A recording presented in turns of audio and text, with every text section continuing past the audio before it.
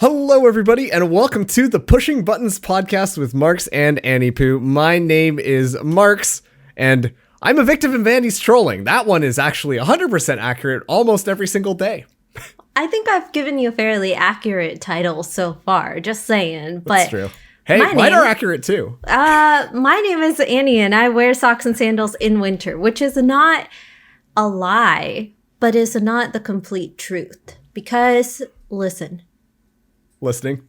Okay, thank you. I just wanted to make sure. You're welcome. I'm here for you. I am lazy.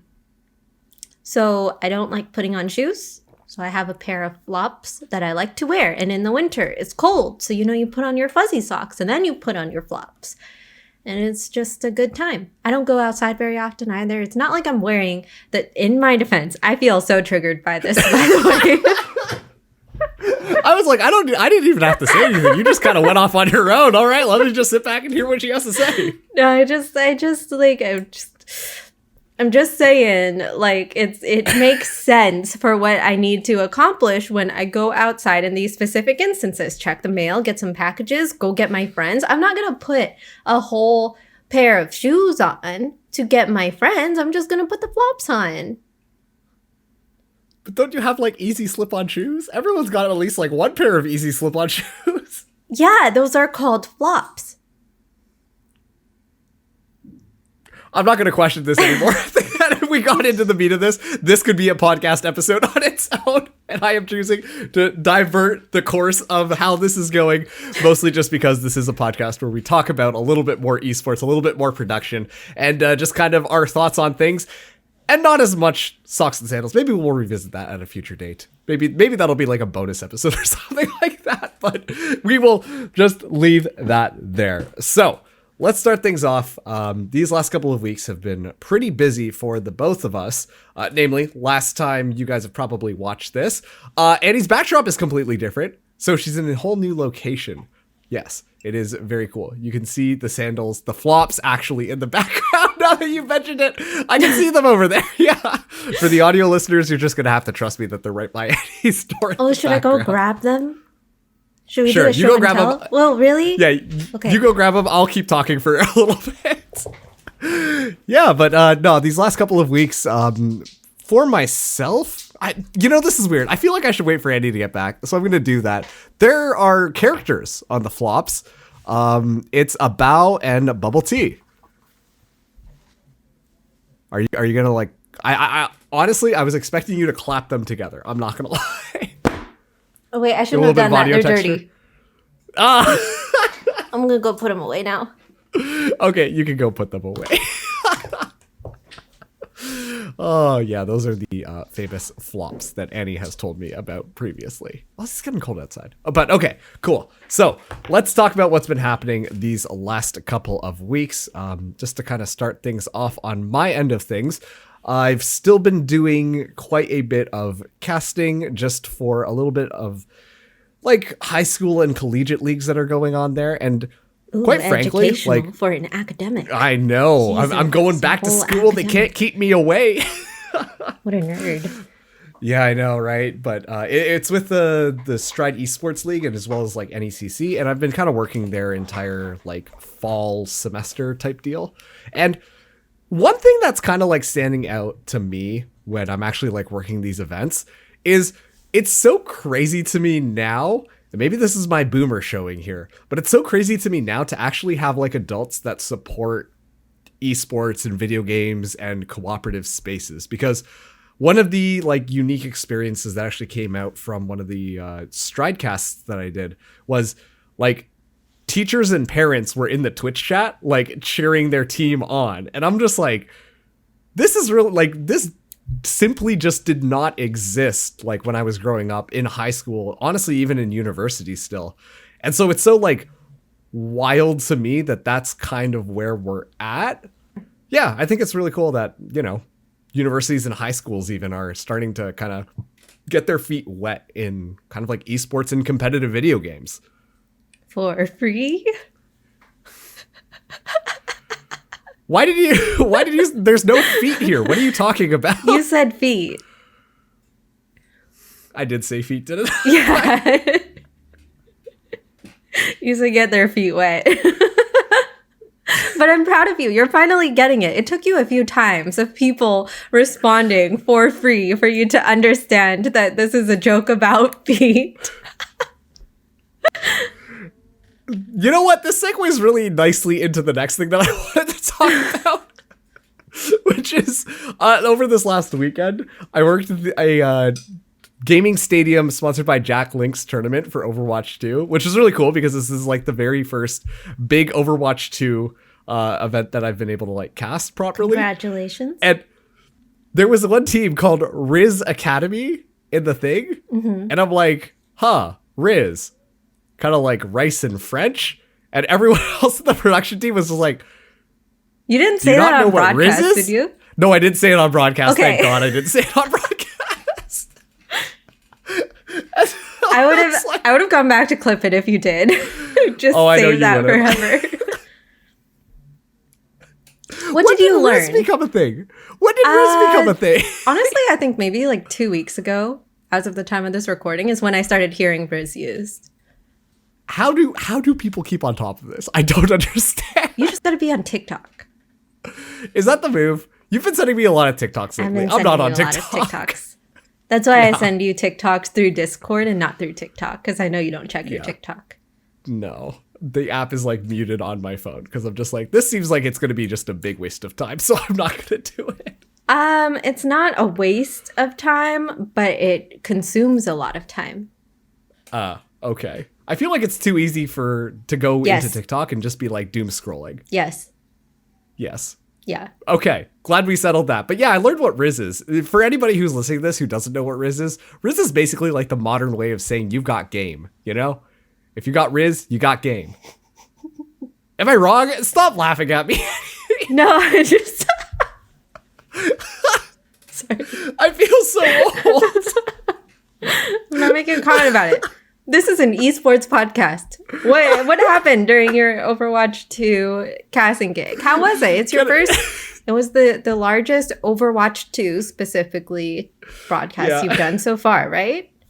Yeah. Yep. It was.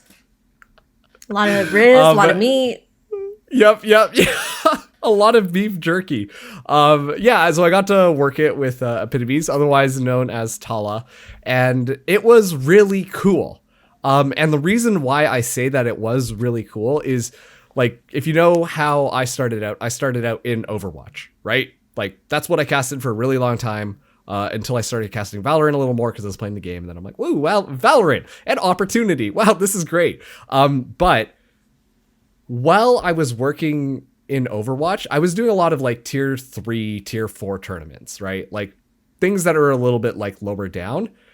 And when I started working this Jack Link's tournament event and I was seeing some of these teams, I actually recognized quite a few names. And so like some of those players that like originally when I started casting Overwatch for the very first time, and I was kind of seeing them like, they probably were playing for like the entire life cycle of the game, but you know, getting into that competitive space, playing these tournaments, going around, being traded between all these different teams, forming their own pug teams. Like now I'm actually seeing them compete in a pretty sizable tournament instead of just kind of like a community run tournament. And there was something that was so like giddy inside of me where like, it was literally in the finals. I was just like, okay, there were a lot of like hero swaps going on to like counterpick what the enemy was doing and stuff like that. And actually, it was Rizz Academy. Rizz Academy, I recognize all the players on that team. But I knew their play style from Overwatch 1. And when they started making all of these like different hero switches and stuff like that, I could pull some of that knowledge forwards. And also too, I saw their main tank like completely change his play style since I had last seen one of his games, just simply because like, you know, a different meta had to try a different hero and there isn't like any substitutions on the team or anything like that. And I'm just like, oh wow, like I remember this guy was not playing Winston really well back in the day, but now like this is like really top tier play. And so it was just a really like interesting learning experience, I guess, where I felt like I was just so like, oh, like look at him go. Like this is crazy to me. This is so cool. It's like catching up with an old friend or an old classmate, someone that you used to know. It's been a while. And then you see them and you're like, oh, I see that you're doing really well. That's so good for you. I'm proud of you. I'm glad that this worked out. That was a very specific example that you just pulled out there at Jada's story. Would you like to expand upon that? Well, I am a sentimental person. My personality type is INFJ. I'm also a Pisces. If you don't know what that means, basically it's a wombo combo of emotions. And I am always on an emotional high. There is no zero. There is only 100. Actually, there's either 0 or 100. And there's also negative 100, I guess. But anyways, I get very sentimental and stuff. And that's why I will run into people like that and be like, it's been a while. I don't know you anymore, but I see that you're doing really well. And I'm glad that this person that you've become is like, why'd you make that face? For a second there, I had to think, is she literally just saying the lyrics to somebody that I used to know? No. That's why I made that face, but you weren't. So as soon as I figured it out, I'm like, oh, okay, we're good. Okay. Just the moment of shock and like terror that flashed upon your face for a moment. But no, I mean, it's like it's nice to see and recognize people that you essentially started out with. They're players and your talent, but you've both made progress in different ways, and in some ways you get to celebrate it together through this event. So that's really fun, right? Yeah, it's kind of like when I was just going to say, like, it's like when you cross paths with someone that you haven't seen in a long time. And I'm like, that's literally the exact analogy that you used. So it was a very good analogy. Would you like to mansplain meeting old people to me? No, I think I'm okay. But you hit the nail on the head with that one. It is kind of like even just kind of like, I don't know. It also makes you think as well, because then you're like, wow, like this is where this person is. Like, when's the last time that they probably saw me? Where was I back then when like we would have crossed paths and stuff like that? And then it's kind of like a self-reflection piece where you're like, damn, this is how far I've come too. That's really cool. And so, yeah, it was a very like positive experience overall. And even though I got made fun of a lot because of the whole rizz thing, but at the same time, I ate a lot of beef jerky. And, is it only the rizz thing? Like, isn't there something else you want to bring up about that broadcast? What could you be talking about? I don't know, like, a certain photo that a certain friend recently made. Not me, by the way. Okay. I'm an instigator. Yeah. I'm not the creator of this meme. So what happened was I talked to Tala about this because I'm just like, why did this photo come to me again? And then, so essentially what happened was like, we were both working the same event, but she was on the first caster rotation and I was on the second caster rotation. And so she was working with Becky and they were up first. And then I was coming on with Ravish to kind of like do the next set. And so when I was getting ready, I checked Twitter and like, I don't know if this is just me, but Tala posts a lot of photos where she's just like on her arm, just like looking at the camera and thinking. Same pose the entire time. It's her right hand holding her right cheek. Just staring a bit from the same angle. It's like a downwards looking up angle. And it's cute, but it's the same angle every time. Yep. And so I saw that photo and I'm like, you know what? How funny would it be if I just tried to recreate that exact same photo before me and Ravish go on? And so I did it. And then I quote retweeted that with the photo. And then our friend Kit saw that and put them through the fusion dance from Dragon Ball Z to create the I don't want to say masterpiece, but Mark P tones is what we decided that the Marky tones. I can't remember. Markitomes. I don't remember how exactly it's supposed to be pronounced, but that was marks and epitomes combined into No, I'm one. aware, but it was MARKPTOITOMES is what Tala said. And I'm like, I don't know how to pronounce that. Okay. Regardless, that photo made an appearance because Annie happened to share that right before we went live, and the production person saw it and was like, yes. I didn't share it right before you went live. I shared it a day before. Listen, I know how to give advance notice. Remember how my title was a victim of Annie's trolling at the start of this episode? And this is why we were setting up for this story. Oh my goodness. You put this in place. You are brilliant. You didn't catch that? I thought you knew. No, I didn't. It just went right over my head. That's okay. Very well played, Annie. Very well played. You have 9,000 IQ. Congratulations. Your brain is so wrinkly. Oh my goodness. So wrinkly. So many folds. So wrinkly. Okay. All right. Well, let's go into our B segment, which is we are trying to talk a little bit more about some questions that people had. And so some of the questions that were kind of left over from the Q&A episode, because we couldn't really talk about everything, we're going to slowly address those episode by episode. And the question that I picked out today is going to be very relatable to both of us, but I want to kind of twist it so that you can answer this a little bit more, because I'm genuinely curious about this. But this comes from we went over this like last time too. We talk about me a lot. We should talk about you a lot more. I'm learning a bunch by you talking, so don't stop talking, because I'm still learning. I feel like your talking is enjoyable to listen to sometimes. That is true. Sometimes. See, there you go. I shouldn't be talking as much. You should be talking more. You're a victim to my trolling. I didn't mean that. Okay. All right, I mean, I meant it. I meant half of it. Like, I enjoy listening to you talk. Are you going to go back one more time? Am I in the clear now? Can I say the question? You're literally holding this reader mail by the gunpoint. Like, nope. Okay. Go ahead. So this question comes in from Miss Josie KK on Twitter. And this is, how is it to switch between games or start in one game and cross over? So, I talked a lot about Overwatch. I've talked about it previously on the podcast as well. But my question specific to you is, with your work lately... Why do you get to answer? I'm sorry, I'm being... Let me just ask you a question first. Let me ask you a question first. I said I was going to spin it. I set you up for this. You know what's going on your question. This is JoJo's question. This is, but I'm curious to hear your perspective, just because you are now doing like production with the Calling All Heroes tournament in Overwatch, and you're not doing observing. Very important differentiation. Yeah.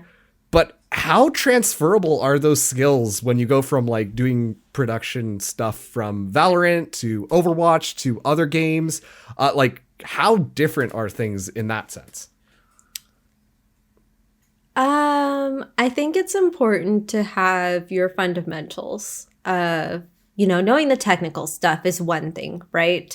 But I've seen this not just in the preparation for my own work, but in other people's work too. It's really important for you to understand the game that you're going into.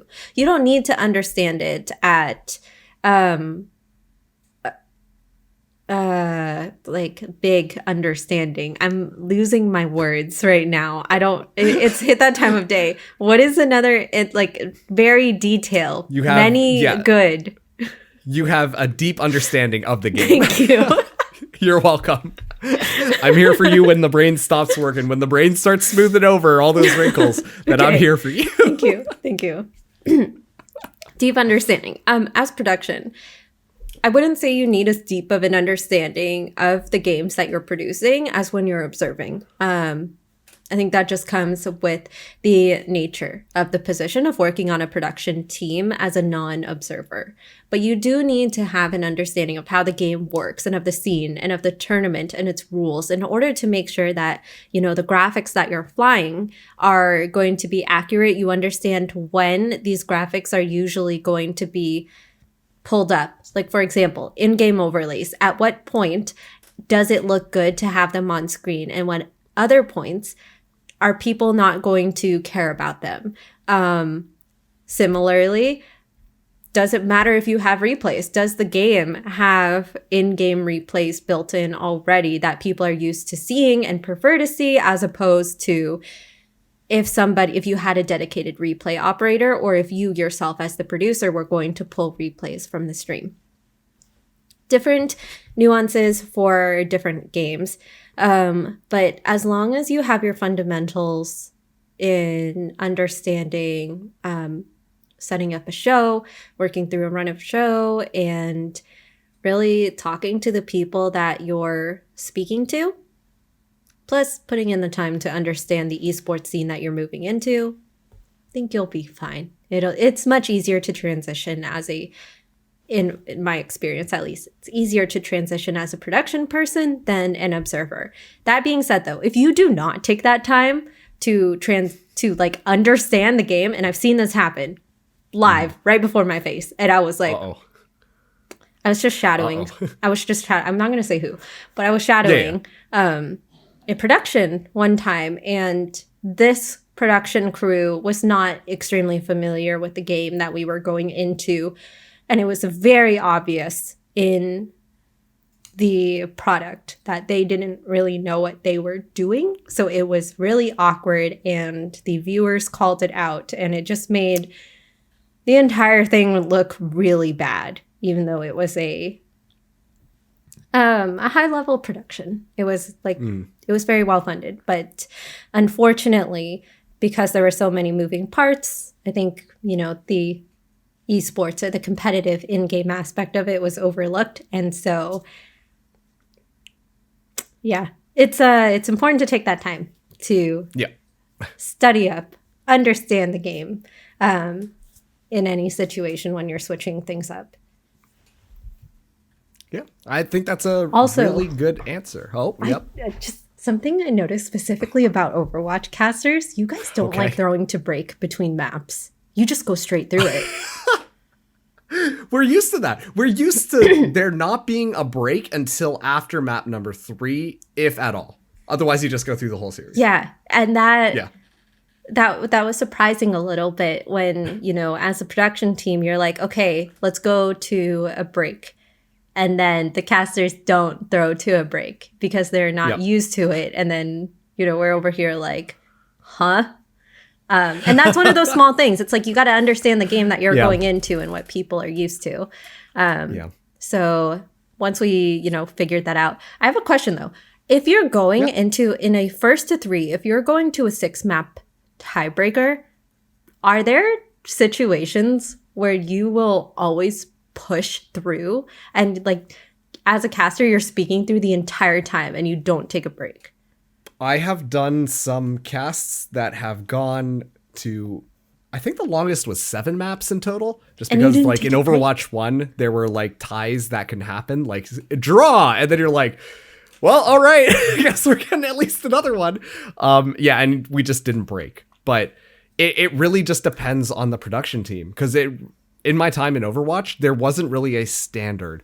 Some people took a break after map 2. Some people took a break after map 3. Some people just didn't take a break. Some people took a break after every single map. Like, it was very just kind of dependent on what the production people wanted to do. And that was, when I started, something I always double checked with the run a show or with the production person, just to know what the break situation was going to be and like when to throw it or whatnot. Because I've been caught off guard a couple of times as well, doing different like Overwatch broadcasts. Yeah. Well, that's pretty solid. I have a question for you too, actually, from the caster side, because I have the context that, the person who asked this question, Jojo, is also a caster. You have Overwatch experience. You mentioned earlier you switched to Valorant, and then now you've gotten to do Overwatch again. I'm dipping my finger back into the Overwatch pool. Not for free this time. Okay. I don't know how to respond to that, so we're going to move on. Okay. That made me mildly uncomfortable, so... Mission accomplished. Okay, continue. Would you like to expand into other games? You have interest in expanding into other games? And if I'm like, should I let you talk? Or like, because I have so many questions in my head. Like, do you, like, I'm just going to ask the questions. So, you have the questions. If you were to expand into other games, what would you expand into? And also, why haven't you expanded into other games yet? So one thing I think that really kind of honed in my personal casting style, excuse me, is that sense of knowing the game really well. And a lot of the stuff that you kind of talked about with production, like having a good idea as to what the scene is like, how the show works, all of that type of stuff, you kind of have to like almost double that if you're a caster. And I don't want to like discount production or anything like that, but when you are in front of a camera and it is very clear you are very out of touch with the community and you are just there trying to make it a gig, oh man, I've been in some, okay, I started in Overwatch when I was making the transition into Valorant. After I started to get like a certain like decent amount of reps in Valorant, some of my Overwatch buddies wanted to swap over because this is when everyone was like taking off fat dump on Overwatch, where everyone's like, terrible game, Blizzard doesn't support it, it's the worst. And during that time, I cannot count the number of times that I tried to cast with people from Overwatch who very clearly did not understand Valorant at all, on camera, mixing up the names of the abilities, not knowing the names of the guns, not knowing the names of the agents. And it just came off as really embarrassing. And similarly to you, you think like those little mishaps are bad? Twitch chat was eating us alive. And quite frankly, like maybe that's just a reflection of the Valorant community, but you can't pretend to know what you can't pretend. You just straight up cannot pretend. And so when you ask me about like why I haven't expanded into other games, the only reason I expanded into Valorant in the first place was because I started playing it. I started hanging out with my now roommate and his friends at the time. They're still friends. I just don't play with them as often. We were all playing Valorant together, right? And because I was like playing Valorant, you know, I was learning all the things, all the calls, all the agents, and I was having a lot of fun with it. I started to become a part of the Valorant community first before I started casting Valorant.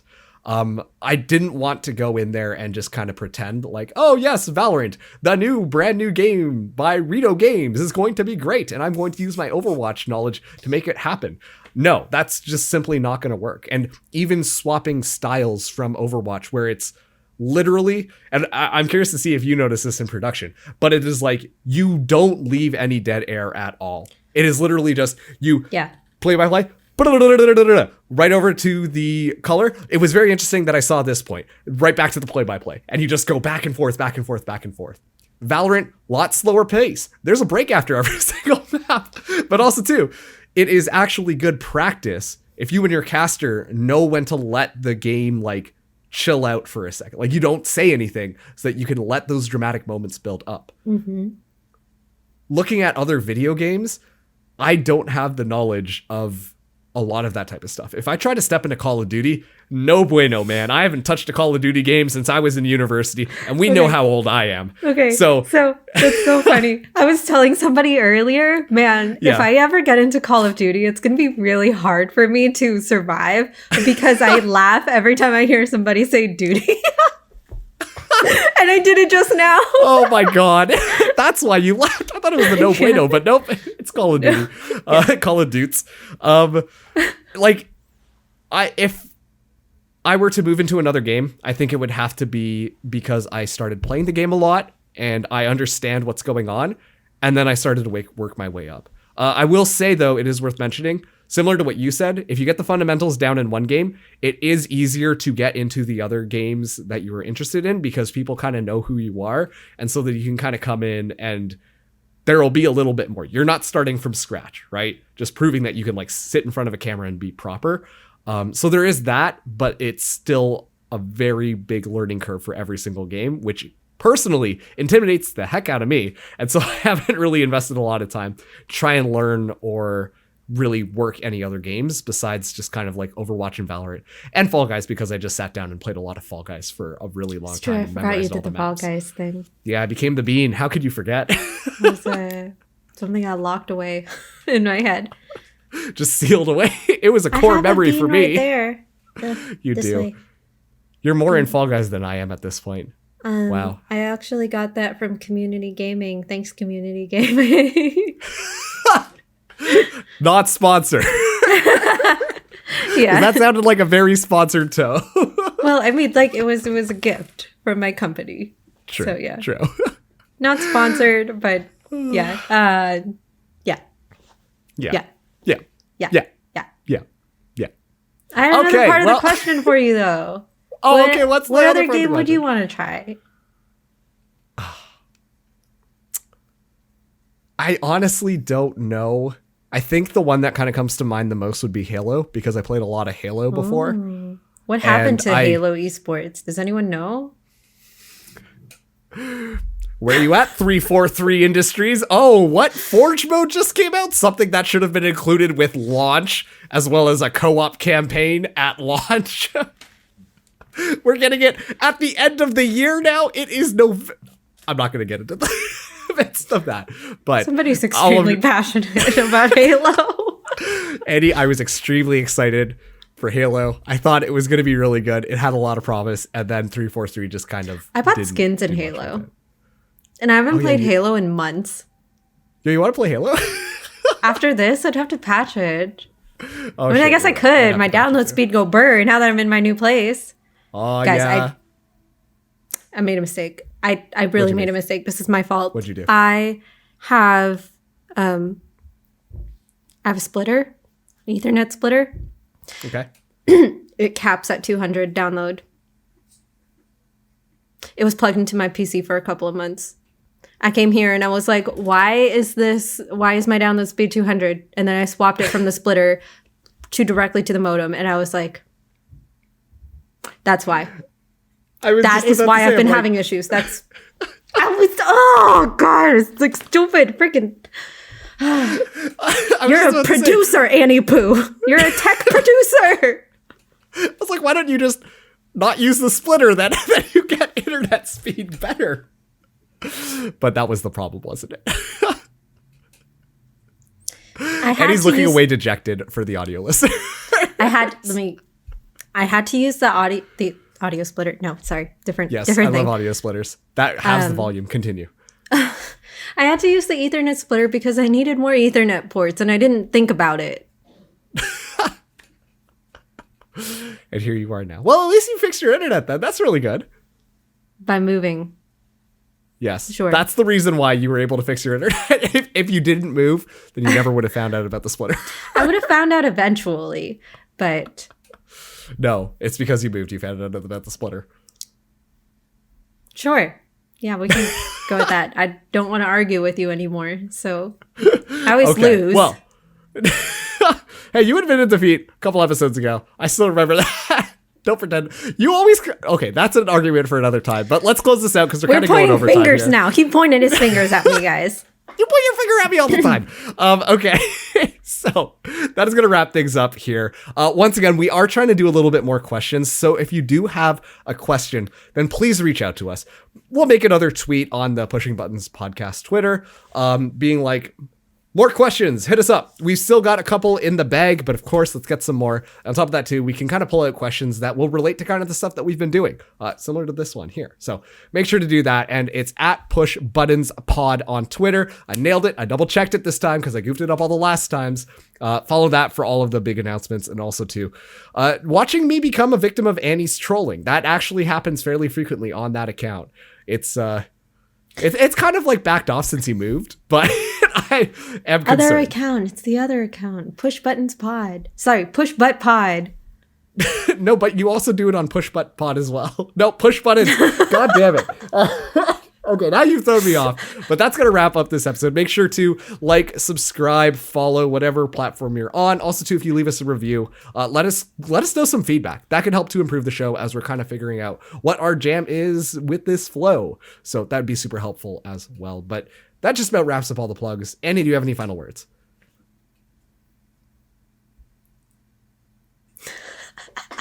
Do you want me to like play-by-play cast this? Like what's the move here? No, you can't throw that in here when we're...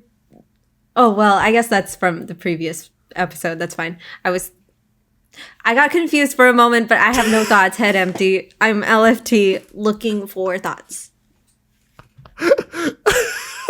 Okay, that was the clearest example of that. But thank you so much for listening to the Pushing Buttons podcast. My name is Marks. That was Annie, and we will catch you on the next episode. Bye, everyone. You are very aggressively waving at me.